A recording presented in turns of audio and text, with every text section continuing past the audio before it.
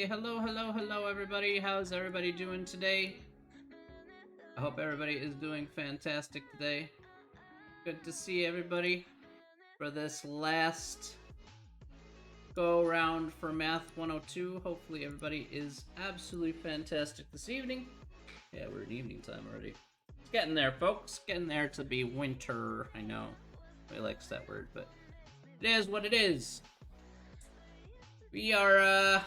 We're gonna get started here in just a few minutes, but hopefully everybody's doing great today. I see a few people in the chat already, so I'm very happy to see that. I see Sanla, Sammy, and I see Bill. Well, that's good.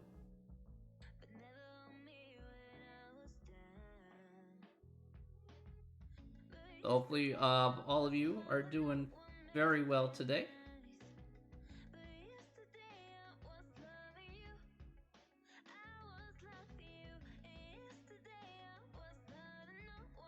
Hopefully we are ready to go. We are just plodding along here today. Plodding along on a nice, crisp, easy pace. I don't think it's gonna be that hard to get all that stuff done. We don't have a lot to cover here today, but some examples for sure. So, of course, that'll be the goal here for today.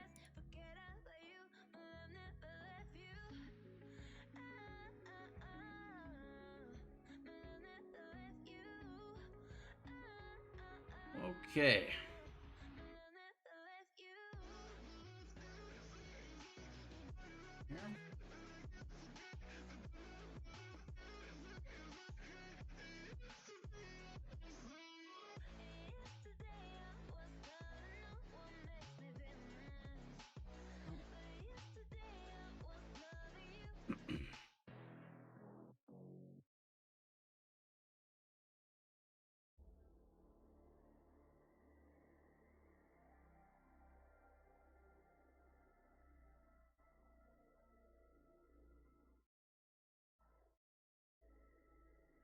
Hey, Sammy, how we doing? I'm doing good, my friend.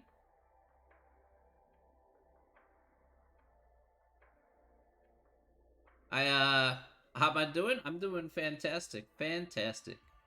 Absolutely fantastic. I hope you're doing well, my friend.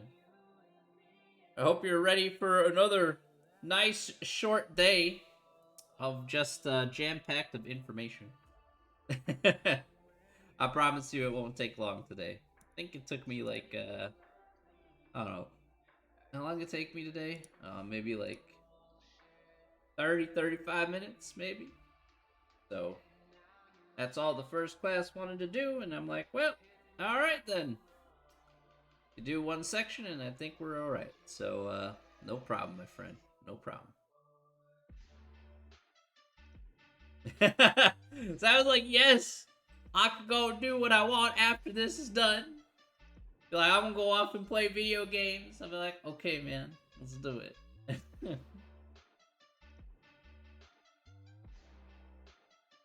You're like, video games. Maybe more work. I don't know. We'll get started in a moment. Sammy, I promise you, today will be nice and quick and simple.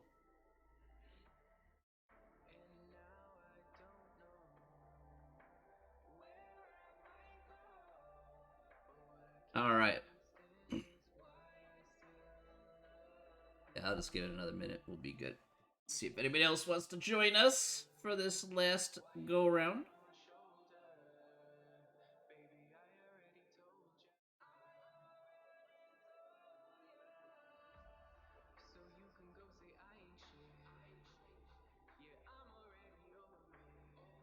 Alrighty. Let's do this. Alright, let's do some intros here. We'll go ahead and get started. Get this knocked out of the way. Hopefully, we'll be able to understand it also as well. It's kind of important. Okay, let's do it. Okay, let's get started today. Welcome back to Tuesday. Hope you had a nice weekend. All right, so for today, ladies and gentlemen, just to let you know here, first, let me go ahead and make a quick announcement here. Again, after today, we are going to, not after today, but from here today, we have 7 sections left for the class, and we'll be able to finish up with plenty of time.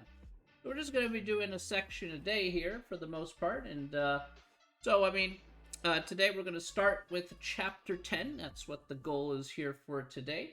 Now, Chapter 10, just to let you know, is going to be something a little bit different than what we've discussed here before, but uses some of the concepts that we discussed from previous, just maybe a concept or two from previous chapters. Today, we're going to be talking about hypothesis testing, okay? So this is basically saying we're going to make a claim in comparison to something else and test to see with our given results whether or not that claim will hold up to a certain degree, with a certain, of course, margin for error, which we'll, of course, discuss about.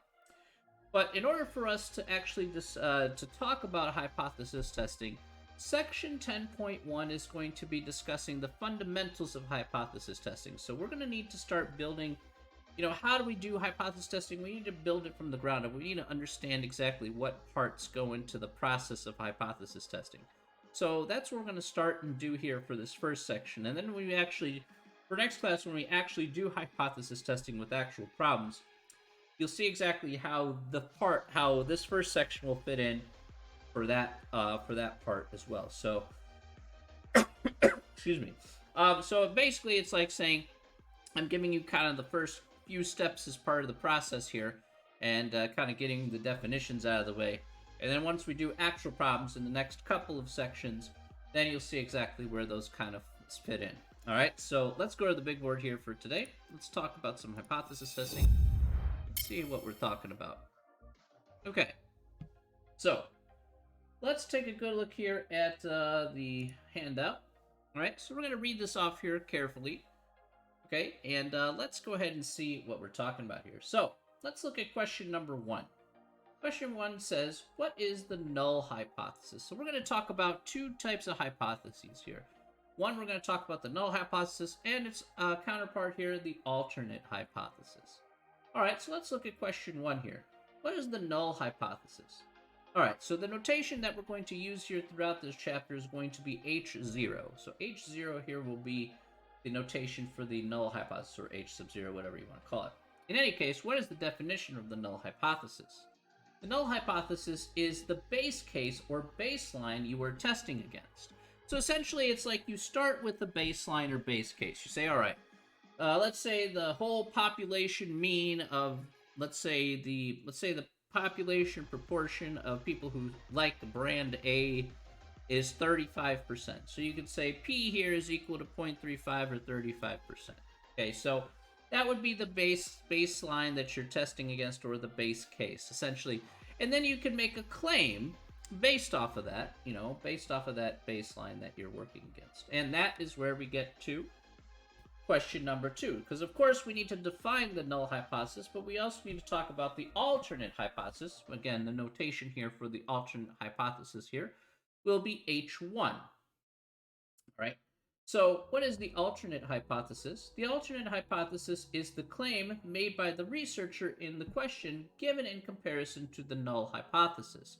So it's like saying, okay, well, I think that it's not, for example, let's go back to our brand A example. It's not 35%. Well, I don't think it's 35%. I think it's bigger than 35%.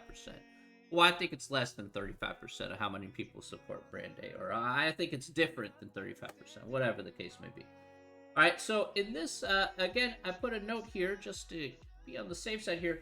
In this case, wording is incredibly important, okay? It is read very carefully here. The wording here for the alternate hypothesis is going to be incredibly important. All right, so it's going to dictate how we're going to do the rest of the problem by looking carefully at the wording of each individual problem. Let's talk about why the wording here is very important. It's because of what it actually implies here, especially in the type of tests that we have to do. So let's look at question 3. Question 3 asks, again, one of the most important questions on this handout. what are left tail, right tail, and two-tailed alternate hypotheses? Now here's how it works. The way it works is that we state a null hypothesis. Again, call it H0. We take some parameter. Now that some parameter can be the mean, that can be the population proportion, that could be the standard deviation, whatever parameter that you're using here is equal to some value. Now that some value can be any number, okay? Well, whatever number you want, it doesn't really matter, but that's some value, all right? So if we have a left tail type of alternative hypothesis, if we have a left tail test, then the alternate hypothesis, H1, takes that same sum parameter and says it's less than that sum value. So for example, let's say the mean was equal to 15, whatever. Then a left tail test would say, okay, I'm making the claim that that same mean is less than 15. I think it's less than 15, whatever it means, okay? A right tail test means that you take that sum parameter and make it bigger than that sum value. And the two tail means that some parameter is not equal to that sum value here. Now, one suggestion that I certainly will take, that I would like you to take with you here, is to go ahead and write these down just in case. We will revisit them here in, of course, the other subsequent sections that use this. But again, give yourself a good idea about a left tail, right tail, and two tail scenario. Okay? So again, make sure these are written down here because they will be important here for the questions that we're going to be covering here today. All right, so I'm just letting you know now. That way you're not caught unawares. All right. Again, less than left tail, bigger than right tail, not equal to two tail. All right. Now, it's a little bit more here to talk about, but before we do, are there any questions so far? Any questions? We have certainly some important things here to discuss. Any questions so far?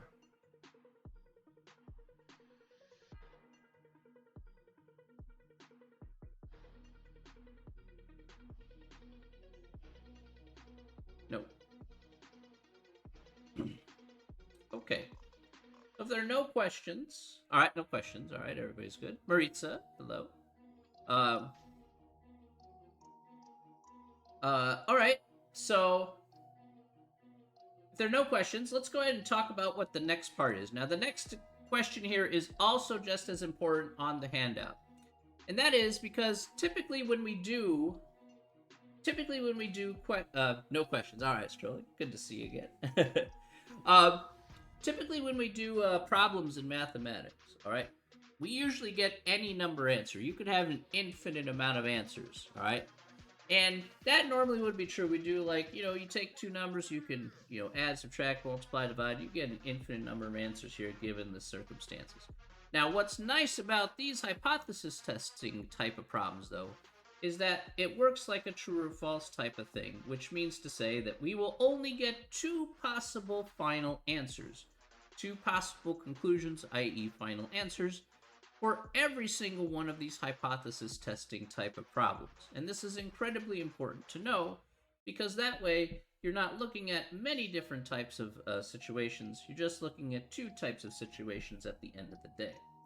So exactly how is that going to work? Well, let's take a look at question 4 here. Question 4 says, what are some conclusions we can state when doing hypothesis testing? So as it states here, we can only make two conclusions in hypothesis testing. Number 1, we accept the null hypothesis and reject the alternate hypothesis. This is also stated in the textbook and on the homework as do not reject the null hypothesis. So if you see this wording, you see this language on your homework assignment, okay, this is going to be how it's going to be written in some cases where it says do not reject the null hypothesis. It's the same thing as accepting the null hypothesis and rejecting the alternate. And the second conclusion is just the opposite, flip it around. We reject the null hypothesis and accept the alternate. So we reject the null hypothesis H0 and accept the alternate H1, right? So these are the only two conclusions that we can make here in this particular case. All right. Now, let's see how we can, of course, we'll see exactly in the next section once we do that for next time. We'll see exactly where we can make those conclusions, of course. So you'll see exactly how that fits in and where we get where we put those pieces together. But for right now, those are the only two possible final answers. Trust me, those are the only two possible final answers. Anyway, let's take a look at question 5. Now, as I mentioned here earlier, when we're doing a type of testing here, there is room for error. Okay, a margin of error per se, just like we do confidence intervals, although not completely unrelated, but not completely related in this context anyway. All right, so what are type 1 and type 2 errors?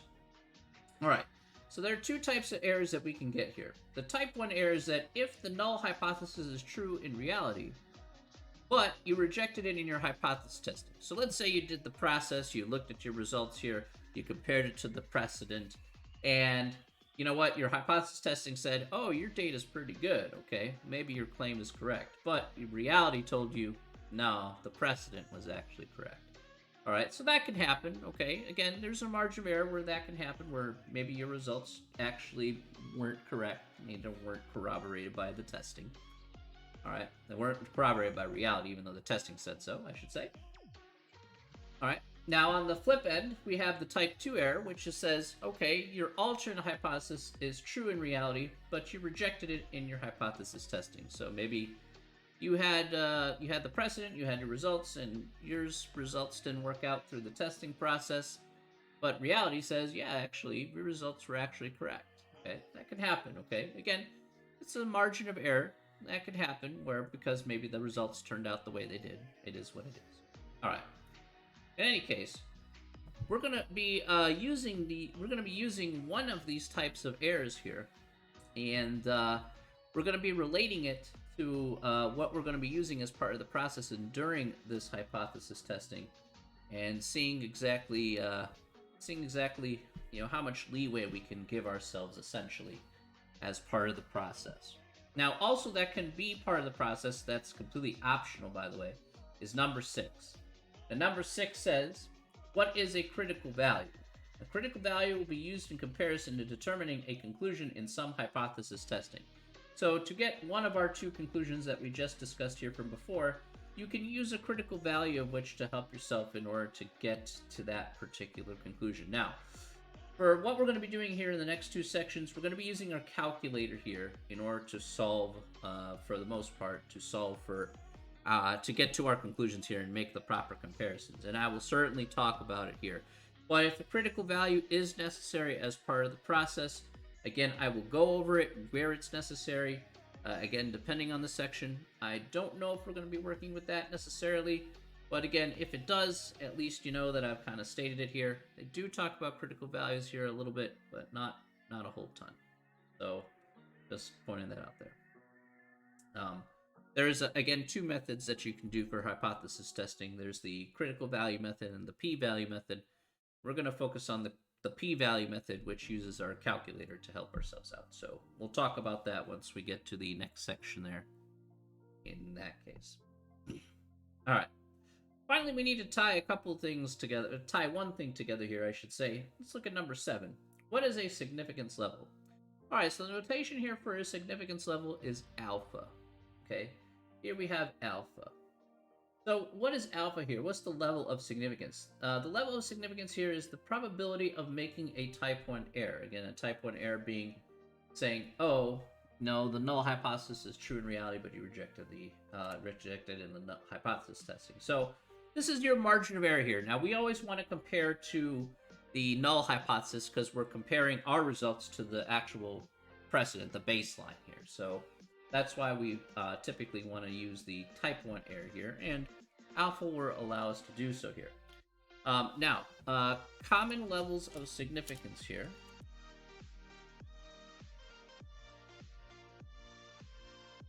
Common levels of significance that will be given to you will be these. Okay, so it will be, you'll see, for example, 0.01 or 0.05 or 0.1. Each one of these will cover a percentage. So, for example, the stronger your case that your hypothesis test will be valid is, again, the lower your level of significance. So, again, 0.01 represents 1%. 0.055%, 0.110%. So you can tell the stronger level, this lower the level of significance, the stronger your argument that your hypothesis testing is pretty good. And that your conclusions are probably pretty good as well.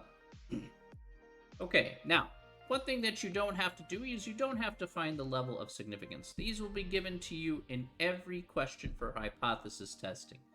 Okay, so you do not need to find this whatsoever. It will just be stated in the problem here. But we will be doing something with it here since it is tied to the probability, since it is the probability of making a type 1 error. We, of course, will use it as a comparison tool in the process. All right, so again, it's just another step here as part of the process. All right, now as I mentioned here earlier, we're going to be doing some examples here from the textbook, and these are going to set up the first 2 steps as part of our hypothesis testing here. So I want you to kind of today we want to get used to the language here. We want to get used to, again, some of the examples that you'll commonly see, all right, in the next couple of sections. So that's essentially what we're going to be focusing on here today. So let's go ahead and do that. And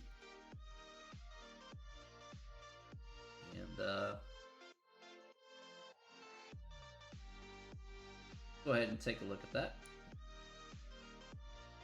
All right. Let's do some book problems here. All right. So the first one we're going to start off with here is I'm going to start off with number 15 here. All right. Let's go ahead and go over this here together. All right. We'll talk about the first two steps here. All right. So we'll do the first 2 steps. All right. So number 15. Completing college. So for students who first enrolled in 2-year public institutions in fall 2007, the proportion who earned a bachelor's degree within 6 years was 0.399. The president of Joliet Junior College believes that the proportion of students who enroll in her institution have a higher completion rate. Let's talk about what we want to do here. Specifically, let's talk about the 2 steps I would like you to do. All right. Step number 1 here is what we're going to do is we're going to state the null and alternate hypotheses. Okay. We're going to state the null and alternate hypotheses here. And then here in step 2, we're going to state the type of test.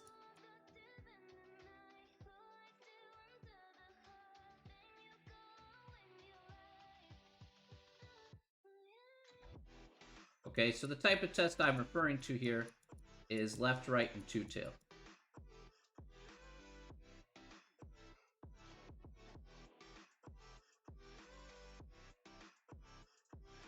Okay, so we have that.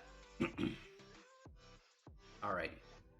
Now, let's take a good look here at this question, and I'm going to guide you through this one here. So I'll help you guys out for this one. All right, so let's read this off here together. Okay, so again, as it states, we want to figure out the null hypothesis, the baseline here. All right. Now, if we read this off here together, it says that the proportion who earned a bachelor's degree within 6 years was 0.399. So essentially, what this is basically telling you is that, all right, it says that P here, which is our proportion, is equal to 0.399. This 0.399 reflects the entirety of the population. So in the whole country here, they graduate within 6 years at 2-year institutions is 0.399. All right, fair enough. Right? Now, here's the bigger question. Talk about the next part here. Let's talk about the null hypothesis here. Now, the easiest way to kind of remember the null hypothesis is this way. Number 1, let's go back to our handout here for just a second. Remember, we're using the same parameter. So we're using the same parameter P, and we're using the same sum value. So we have 0.399. So I want to make a note about this. And that is, again, in this case, not in this case, but in all cases here for hypothesis testing between the null and alternate hypotheses, these numbers here will be exactly the same. All right? So these These numbers should not change. Should be this. Not change.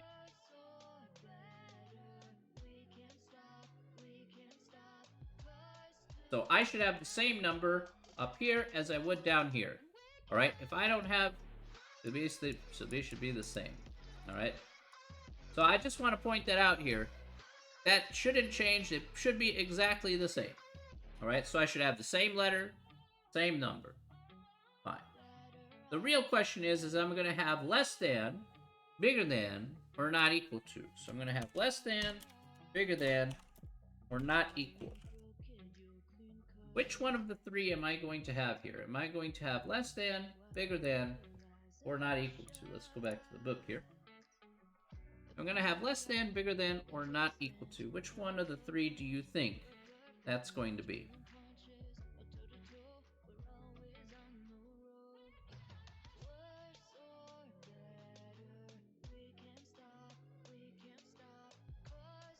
Which one do you guys think? Go ahead and remember to read the problem carefully here. Alright, Maritza says bigger, or it says less than, but not sure. Remember to read the problem carefully.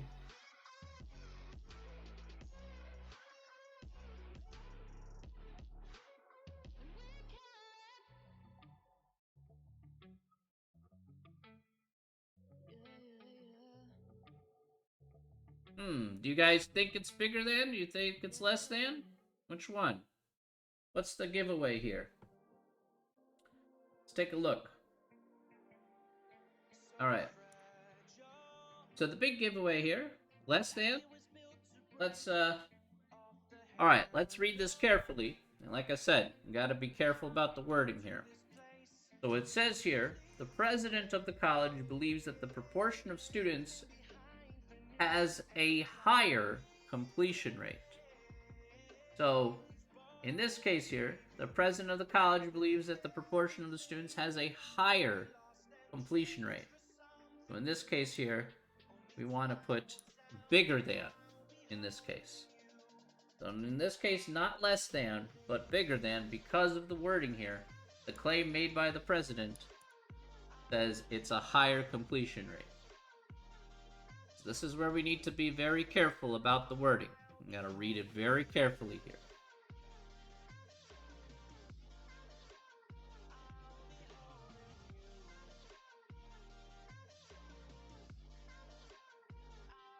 Any questions about that? I was looking at the other value. Oh, okay. That's not what we're looking at here. We're looking at remembering the claim made by the researcher. In this case, that happens to be the president of the college.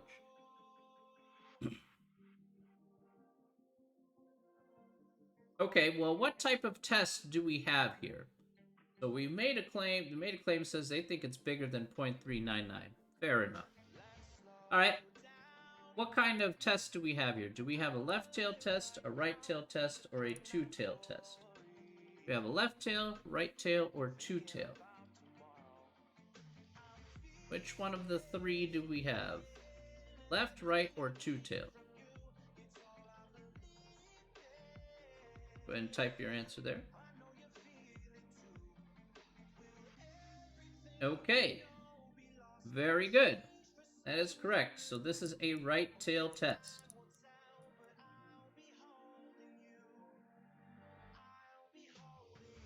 Nice. Remember that less than is a left tail test, bigger than is a right tail test, not equal to is a two tail test.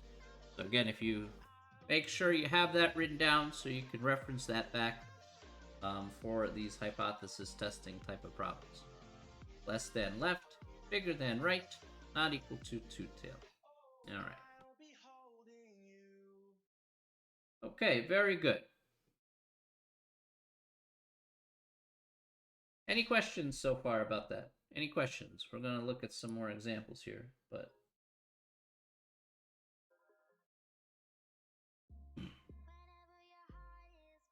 All right. Let's take a look at another one. Not yet. That's fine. Let's look at another one here.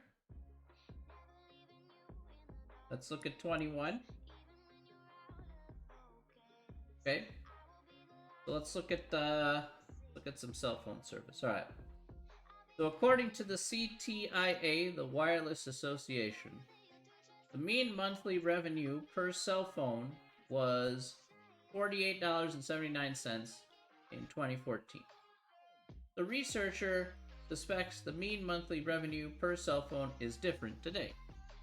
Okay, so let's establish our first two steps here. That's what we're trying to do. That's all we're trying to do here in this problem, just establishing these first two steps. Not actually going to complete the problem here, but just these first two steps. Let's talk about the null and alternate hypotheses here. First of all, let's start off with the null hypothesis. Now, in this case, I'll give you a hint for this one. This is the mean. What is the null hypothesis here? What is H0 here in this case? What is the null hypothesis? If we're using the mean here in this case, what should it equal?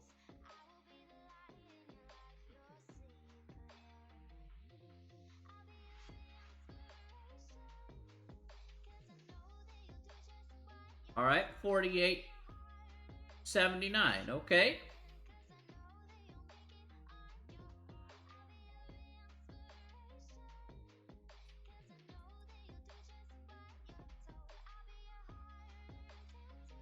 I mean, I ain't gonna argue with that.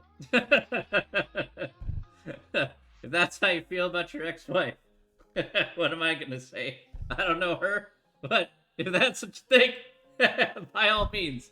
The only thing I can hope for, Wake and Bake, is that you made out good in the divorce proceedings. That's all I can say.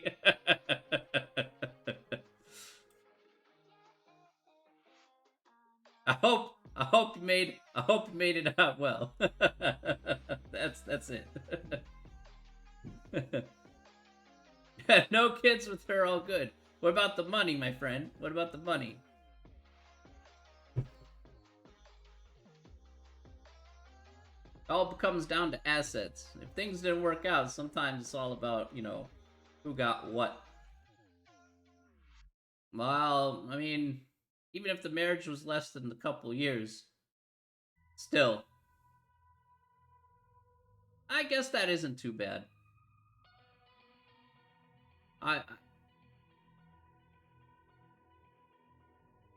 But you moved on to bigger and better things, I hope.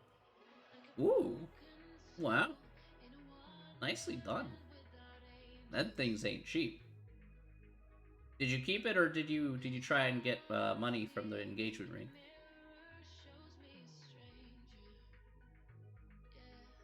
Oh, she kept it? Oh, whamp whamp. Sag.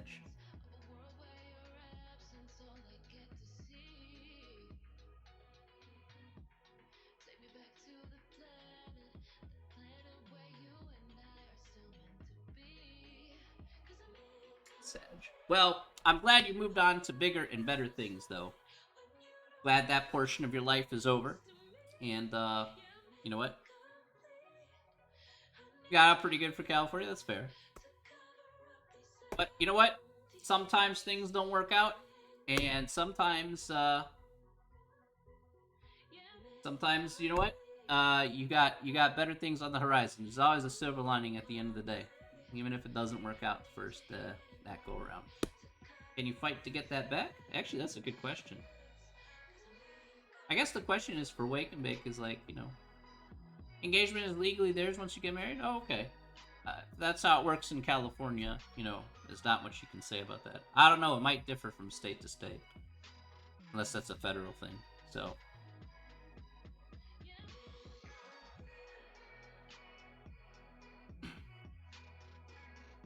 Yeah, because I don't know if it works the same way as like if it was like, hey, you got it in Kansas, and be like, all right, you know, life is better for now for sure. Hey, no, man, that's great. That's great. You know, I follow a motto I've said here on this channel many a times, Wake and Bake. It has always worked out for me, and that is this. I'll put this here in the chat. Less stress, less mess, my friend. Less stress, less mess.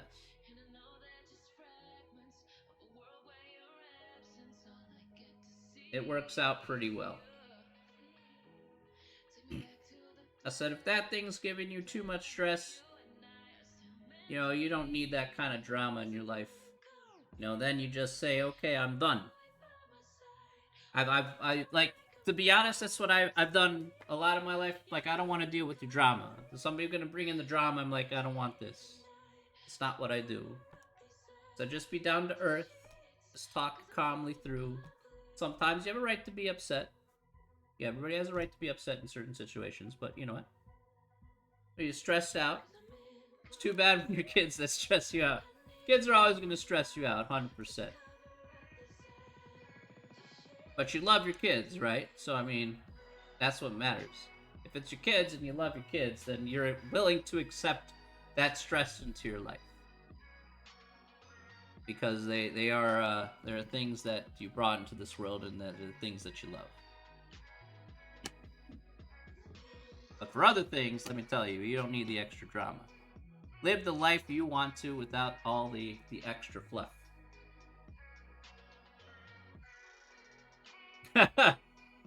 You love your son, but he's a fanful? I don't think there's anything wrong with that. Nothing wrong with that at all, Horace. I think that makes a special, wonderful, and unique relationship. Also, if there's any one thing that I learned about any type of familial bond, especially like in my family, is that I haven't met a family in my lifetime that wasn't dysfunctional on some level. So, everybody talks about the idea of, like, say, a normal family. I'm like, I haven't met a family that isn't that is normal. I mean, there's always going to be disagreements between kids and their parents. I mean, everybody says, well, my family's dysfunctional. I'd be like, that's the most normal thing you've said to date. Because everybody's dysfunctional. Okay, great. That's the point that makes us human. The point that makes us human is the fact that we are distinct, we are unique, and we are dysfunctional in our own way. And that's fine. That's perfectly fine. Whether that be a perceived flaw from one person and a perceived strength from another person. It could be the same exact thing. Just people have different perspectives on different things. People can agree on some points, people can disagree on other points. That's fine. Tis true. I think that's what makes us great, though. That's what makes humanity great. So, as I was saying here, one chapter closes for you, Wake and Bake, but a better chapter is on the horizon. And hopefully you've moved on into even greater territories. That's what it's about, my friend. Thank you for the follow, by the way. Appreciate that. No, man, I'm wishing the best for you. Even though you just came in the chat, don't matter. I'm wishing the best for you, man. 100%. I want everybody to walk in this channel and be like, hey, you walk out, but like I said to my students first day, walk out of this place, better than you walked in with. I'll be very happy, my friend.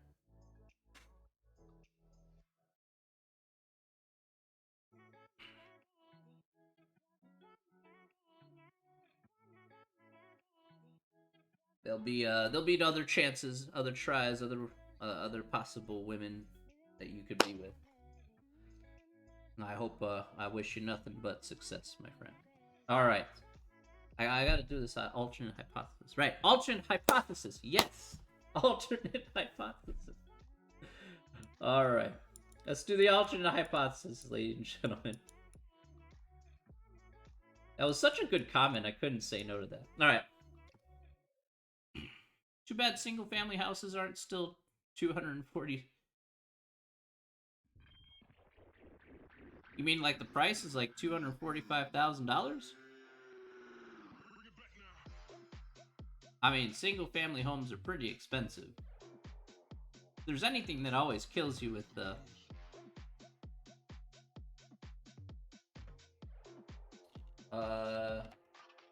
Oh, you're talking about the mean price there. Oh, sorry. Yeah, the mean price is definitely not 245, 700, but it depends on your area, of course. Depends on your area. If you're in California, well, and if you're in California, then yeah, it's ridiculous, right? I would disagree with that. You can still get. It depends on your area, Wake and Bake. Really, it does depend on your area. So if you go to Kansas, like single family houses are still between 150 and 200.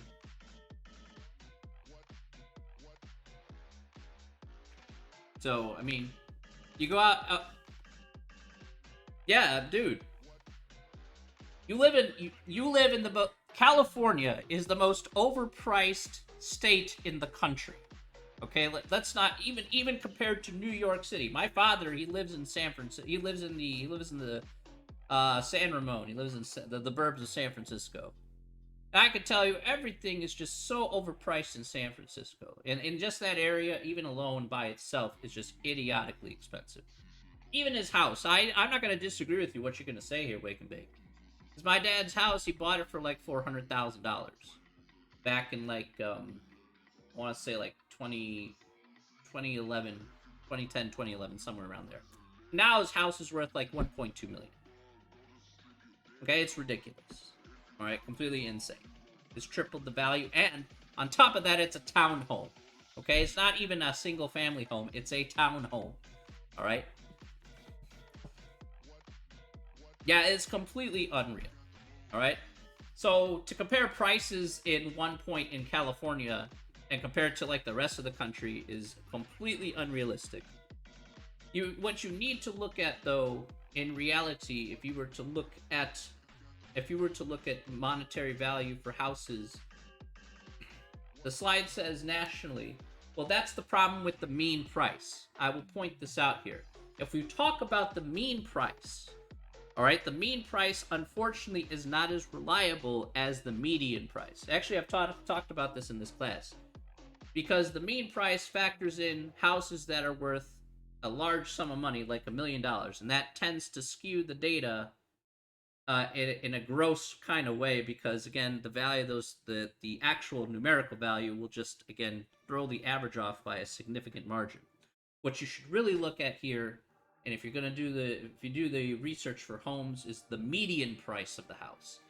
That is a lot more realistic of the cross section of houses in a local area. If you look at the median price of a house, that is more reflective of the entire community as a whole, as opposed to the mean value of a house.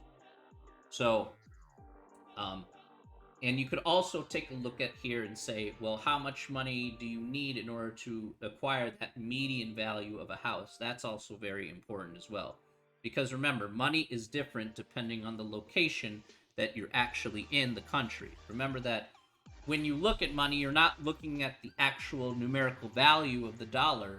You're actually thinking about how much purchasing power you have for each dollar that you own. So again, purchasing power for $20 in California is a joke, but $20 in Mississippi will take you pretty far. All right, so that's the key difference there between both of those things. It's not about the number, it's what you can get with that number. That's probably the most important. So you need to consider both of those things there when you actually look at the kind of the grand scope of things.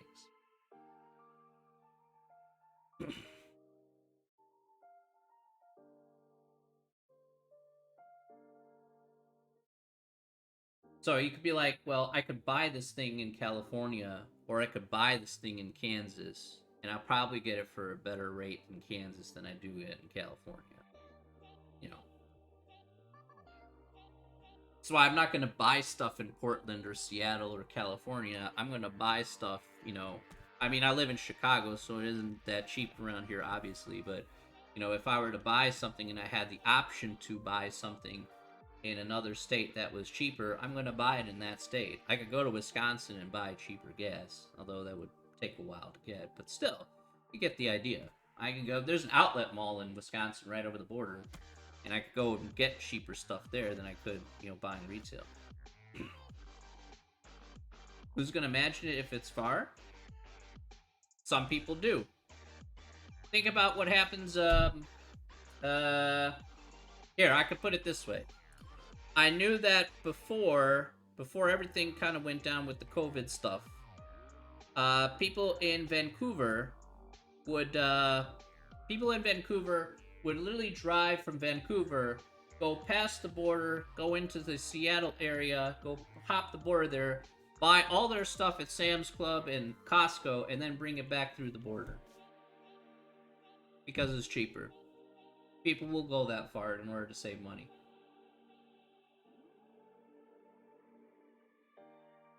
Because it's too expensive in Vancouver. So, there you go.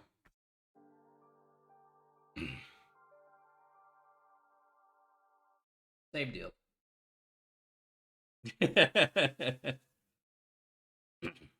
Now, people will go out and manage it if they want to. If they want to. Okay, there are cases of that. I'm not saying that everybody does, because that's not fair to say either. But people will if they find the opportunity to, and they find it a little manageable, even though slightly inconvenient. They'll go and do it. They'll go and do it 10 times out of 10 if they want to.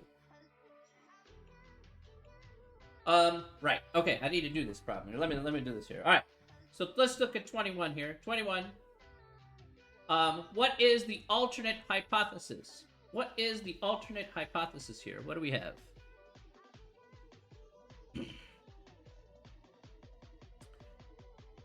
So what do we have here? Is this going to be less than, bigger than, or not equal to? Well, less than, bigger than, or not equal to?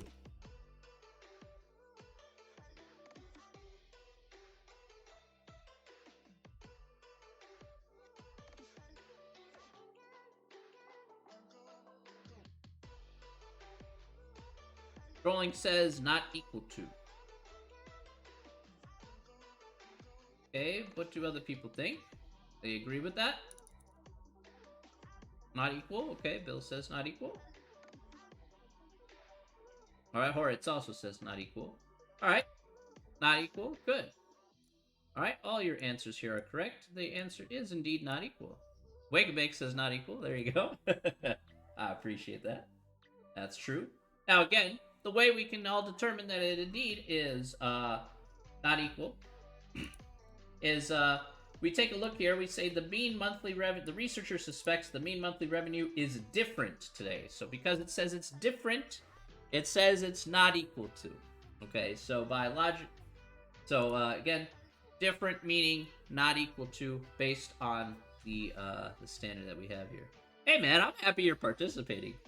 I'm cool with that, Wake and Bake. We're cool with that. All right, let's go to step 2 here. We have to determine the type of test. What type of test do we have here? Do we have a left tail test, a right tail test, or a two tail test? Do we have a left tail test, right tail test, or two tail test? What do we got?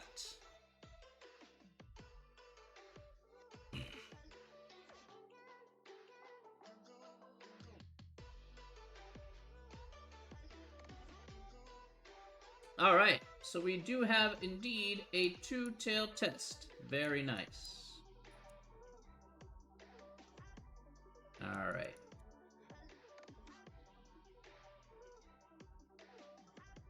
So two-tail test because it is not equal to.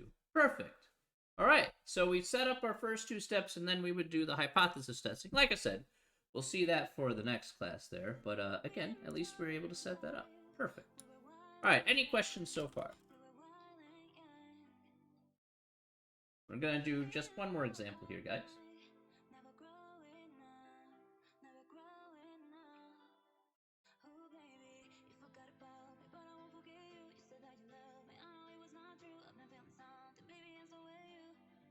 All right. Okay. Now, this time here, I'm not going to help with this one. You guys will do this, You guys will help me here. All right, let's look at 37. All right, this time you'll help me set up these first 2 steps. All right. 37, e-cigs. According to the Centers for Disease Control and Prevention, 2.8% of high school students currently use electronic cigarettes. A high school counselor is concerned the use of e-cigs at her school is higher. Okay. We want to determine the null and alternative hypotheses, so let's do that. So, alright. What is our null hypothesis here? What is our null hypothesis here in this case? What's that going to be here? What is our null hypothesis? What is our base case?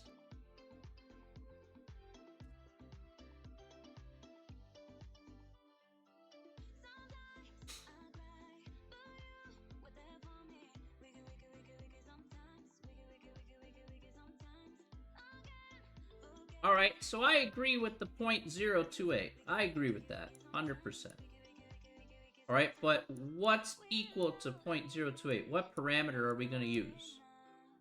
Are we going to... What parameter should we use here? Are we using a mean, a proportion, a standard deviation? What one of those are we going to use here?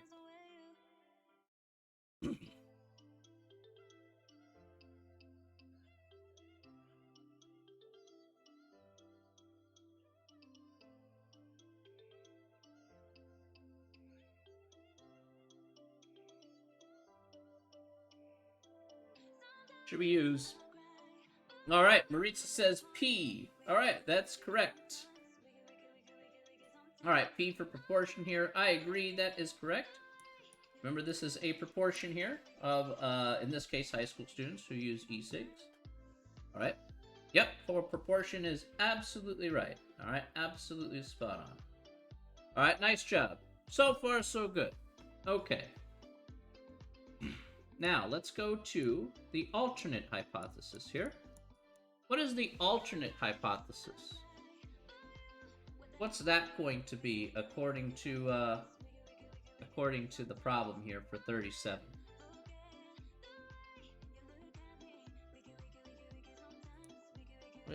What is H1?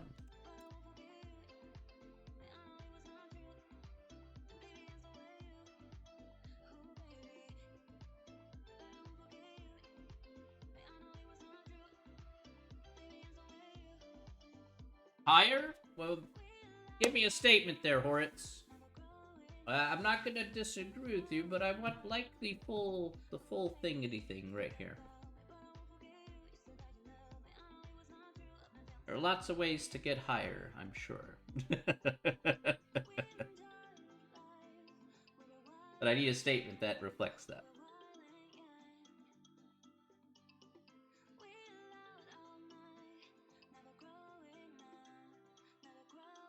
So could you write, again, I want the letter and the number here and everything. Let's do it. There we go, Maritza. Nice.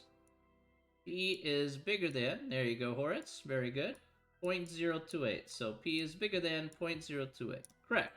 Again, we know that because, yep, Bill, absolutely right. All right, so we know that because the concern that the use of e-cigs at our school is higher. All right, Strolling, got it. Perfecto. All right, very nicely done, everyone. Excellent, excellent, excellent.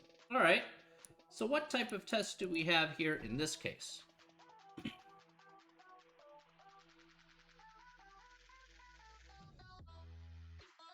What type of test do we have here in this case? A right tail test. Okay, that's right. That's correct. Strolling with the very strong and very shouty right tail test.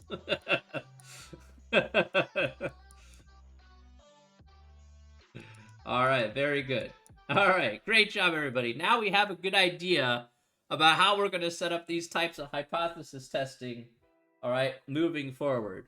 All right, so we will definitely have, again, we're going to see this same first two steps here. So I'm just basically what I'm doing here is setting you up for knowing how to do the template, you know, part of the template here as part of the process in doing this hypothesis testing. So you're going to see exactly how that works here in the next section, which we will do for next time. That is what the goal is here moving forward. This I promise you. Hypothesis testing, admittingly, is incredibly important and actually has a lot of real-life applications and has affected real-life applications, most certainly. So whether you know it or not, it has again, it does have real life consequences because of this type of statistical testing. Not only, of course, in various industries, but I think the most famous one was in fast food. Yeah, fast food is probably the most famous one where hypothesis testing changed the entire industry. Um, so it used to be if you went to McDonald's back in the day, even back when I was working at Mickey D's back in the 90s, you would have a register and you would have one line per register. Okay, so at Mickey D's, typically they'll have 4 or 5 registers, depending how big Mickey D's was, and they'll have 4 or 5 different lines. So what they did was that they did a little bit of a test, this hypothesis type of testing here.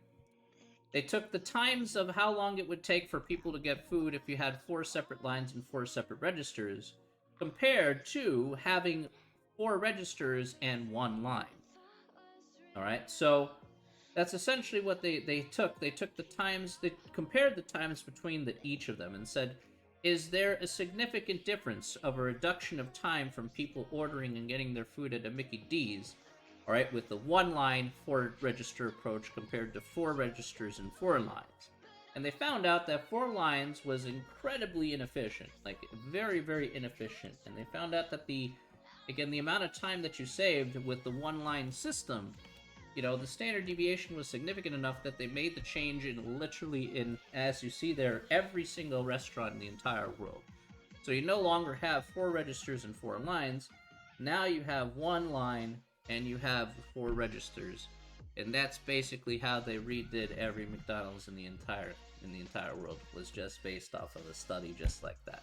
So people say math is useless. I'd be like, McDonald's just made a whole ton more money by making a single change by having 1 line and 4 registers.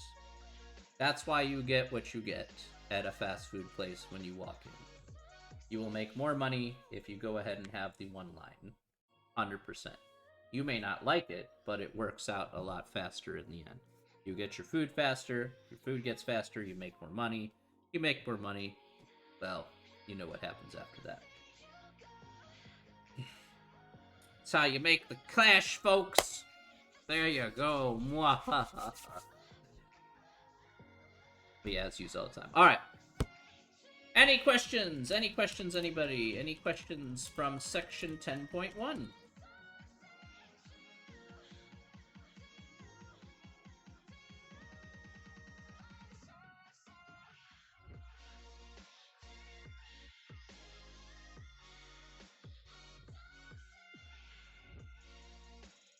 Alright, ladies and gentlemen, I'll put this back to my main screen here. Alright, ladies and gentlemen, I want to thank you all for coming on out here to the stream today. You guys are awesome, awesome, awesome people. Thank you so much for putting up with a fool like me. Thanks very much, everybody. I really, really appreciate it. Thank you, Wake and Bake, for coming on out here to the stream for a first timer. Appreciate it. You're always welcome back at any time. Should you just want to talk and chat or just kind of hang out, we're here 3 times Tuesdays and Thursdays, 3 times, just doing the classes and whatnot. And you guys know we'll be back on you guys know we'll be back here in a couple days time, same place. Okay, we'll be doing section 10.2, plodding along here. By the way, I will be updating your grades here shortly for your test and homework, so I will be doing that there and getting you squared away. So that'll be updated eventually, probably by this weekend. All right, everybody, have a wonderful night, everybody. Everyone, please take care of yourselves. And as always, everybody, as always, stay safe, stay healthy, but most importantly, stay sane. All right? Have yourself a great night, everyone, and we will see you in a couple days. Take care, everybody. Have a great one. See ya. Bye. Bye, everybody. Have a great one.